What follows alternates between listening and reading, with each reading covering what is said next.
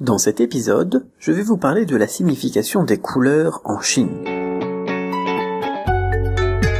Je réponds à vos questions en vous présentant la Chine et le chinois tels que je les vois et tels que je les vis.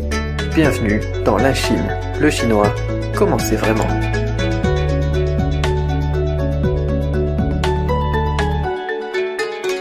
Bonjour, Cédric Beau, auteur de la méthode Cramp, et bienvenue dans l'épisode 85 de la Chine, le chinois, comment c'est vraiment, #LCLCCCV.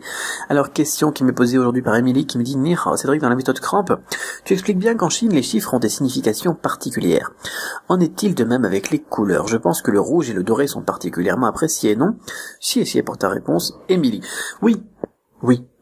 On pourrait s'arrêter là d'ailleurs, mais pour faire donc dans un premier temps une première réponse, oui, le rouge, absolument, le rouge déjà, le rouge qu'on appelle le rouge Chine quand on est en Chine, c'est une couleur, la couleur du bonheur, quoi. C'est la couleur de prospérité, c'est la couleur de tout, quoi. C'est voilà, les gens quand ils se marient, enfin à la base maintenant de moins en moins, eh bien ils mettent une robe rouge, pas une robe blanche.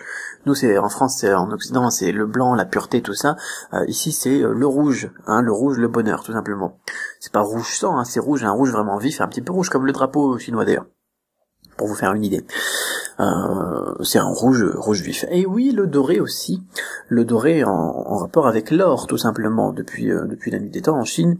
L'or, eh bien, est important, les Chinois aiment bien l'or, et ils ont toujours aimé l'or, notamment avec leurs fameux petits lingots, qui ressemblent pas vraiment à des lingots tels qu'on les connaît, qui ressemblent à des petits bateaux, comme quand vous faites un bateau en papier, eh bien, vous prenez à peu près cette forme-là, et vous avez un lingot. Voilà, c'est un peu pourri comme comparaison, mais vous pouvez chercher sinon sur internet un lingot chinois, ces fameux petits lingots qui font à peu près 30 grammes, 30 grammes ou 33 grammes, je sais même plus d'ailleurs c'est quoi c'est une mesure d'ailleurs, c'est une mesure spécifique en Chine, et quand on achète de l'or, même sur les marchés, comment est-ce qu'on appelle ça?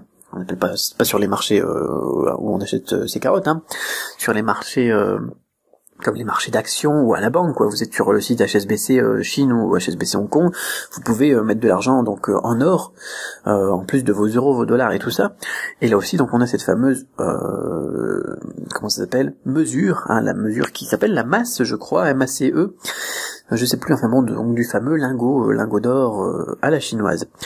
Voilà, donc l'or effectivement c'est quelque chose qui est significatif, qui est représentatif de la richesse, et les Chinois ils sont comme ça, ils fonctionnent avec les caractères, ils fonctionnent avec des représentations de la réalité, pas comme nous avec tout ce qui est abstraction, et donc effectivement les couleurs c'est vraiment très représentatif donc de la chose, donc le rouge et l'or, le doré en l'occurrence, en rapport avec l'or. Après donc il fallait savoir aussi un dernier truc, c'était la fameuse couleur blanche qui n'était pas associée à la pureté, au bonheur, à la blanche colombe comme nous en Occident. C'était plutôt associé au deuil, à la mort. Quand vous avez des lampes comme les lampes Ikea blanches en espèce de papier, une boule de papier comme du papier mâché là, avec une ampoule au milieu, et qu'ils appellent ça une lampe japonaise ou je sais pas quoi, au final c'est des lampes funèbres. Chez nous c'est des trucs qu'on allume quand les gens ils sont morts tout simplement, et c'est pas très gai.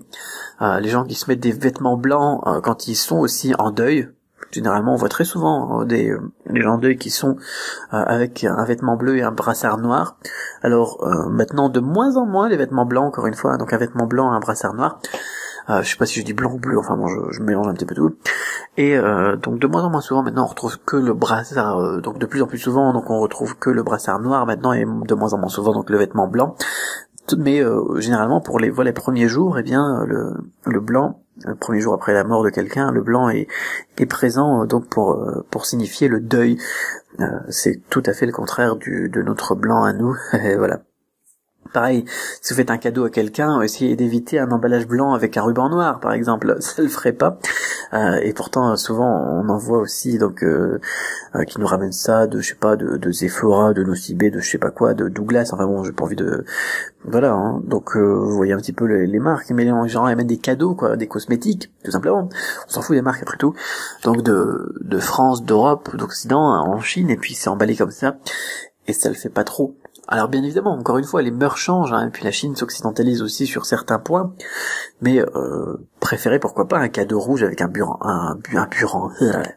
c'est fini là, c'est foutu, je démissionne, avec un ruban doré, voilà, un cadeau emballé en rouge, donc de papier cadeau rouge, avec un ruban doré, et là, vous avez un cadeau, on va dire, qui est positif, déjà dès qu'on voit l'emballage, c'est positif pour votre interlocuteur chinois.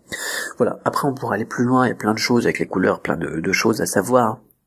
Et on peut en parler encore.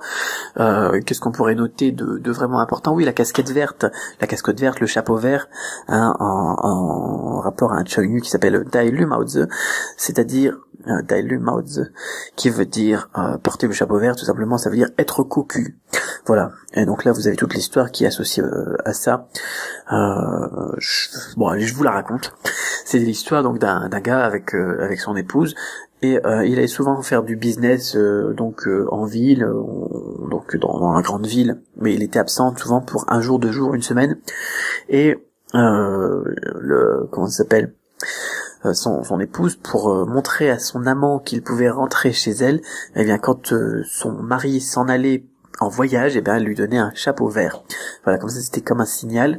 L'amant donc de cette dame, eh bien, dès qu'il voyait donc le mari de cette dame partir avec sur sa tête le fameux chapeau vert, eh bien, il savait qu'il pouvait donc aller retrouver son amante pour pour vous savez quoi, pendant que le mari n'est pas là. Et donc ça a donné l'histoire, donc le fameux Dai Lu Mao Tzu, qui maintenant donc c'est tellement une légende connue, une histoire connue que si vous voyez quelqu'un avec un chapeau vert en Chine, tout le monde va se moquer de lui tout simplement, parce qu'ils vont dire que généralement ce sera un étranger, de toute façon pas un Chinois, parce que tous les Chinois sont au courant de ça. Alors, et c'est pareil, voilà, si vous voulez offrir une casquette ou un chapeau à un Chinois, évitez qu'il soit vert. Si votre entreprise, je sais pas moi, de peinture par exemple, elle a un logo vert et votre casquette elle est verte, quand vous lui donnez à votre ami chinois, ça va pas forcément lui faire super plaisir, ou bien elle va faire un sourire forcé, mais il va jamais la mettre. C'est pareil, un chapeau à la Saint-Patrick, voilà, tiens, c'est la Saint-Patrick, je t'envoie un chapeau par la poste, les espèces de gros trucs, c'est super sympa, c'est marrant pour nous autres occidentaux, mais vous pouvez être sûr qu'il va pas trouver ça très marrant, une fois que vous connaissez un petit peu la légende, donc l'interlocuteur chinois. Voilà. Bon allez, j'arrête de raconter des histoires, mais au moins elle est marrante celle-là. Donc Émilie, oui effectivement, les Chinois donc sont très superstitieux, encore une fois il faut le dire, hein. Et il faut attention à tout ce qui est symbolique dans ce sens-là, donc pour les chiffres et les couleurs, et ça peut te donner donc quelques éléments de réflexion supplémentaires. Voilà. Si vous aussi vous avez une question, eh bien posez-la sur tout simplement du-chinois.com/question. Je me ferai un plaisir d'y répondre dans un prochain podcast. En attendant, eh bien réagissez. Voilà, qu'est-ce que vous connaissez des couleurs chinoises et des fameuses superstitions? D'ailleurs, vous pouvez extrapoler un petit peu sur les autres superstitions, que ce soit sur les chiffres ou autre chose. Et dites-moi ça en commentaire, tout simplement dans les commentaires. Voilà. En attendant le prochain podcast, eh bien gardez l'esprit ouvert et ensemble on tue les préjugés.